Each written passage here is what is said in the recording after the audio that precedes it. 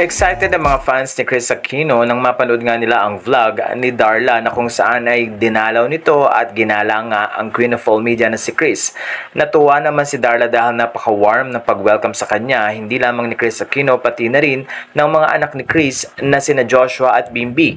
Doon ay pinakita ni Darla sa kanyang vlog na masayang nagluto si Bimbi ng pasta at doon din ay tila nag-a-assist si Kris Aquino. Makikita nga na malakas na ang katawan ni Kris pero kahit papano ay meron ding pagbabago sa kanyang pagsasalita at pati na rin sa pagkilos. Pero natuwa ang mga fans dahil hindi lamang si Bimbi ang nagluto, pati na rin si Kris Aquino.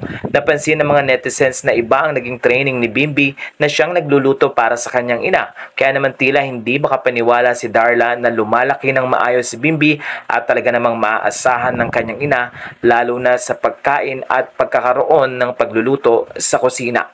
Natuwa rin naman si Darla dahil sa kabila ng kalagayan ni Kris Aquino ay nandoon na ang sigla nito at ipinagluto pa siya ng napakasarap na pagkain. Kaya naman ayon kay Darla, mamimiss niya ang ganitong klase ng bonding nang magtungo nga siya sa Amerika. Kaya naman ilang mga netizen na nagsasabing sana daw ay makauwi na si Kris Aquino. Sa nasabing video ni Darla ay umaasa naman din siya na magkakaroon ng pagkakataon si Kris na umuwi ng mas maaga sa Pilipinas at makapag-prepare nga para sa Christmas this 2024.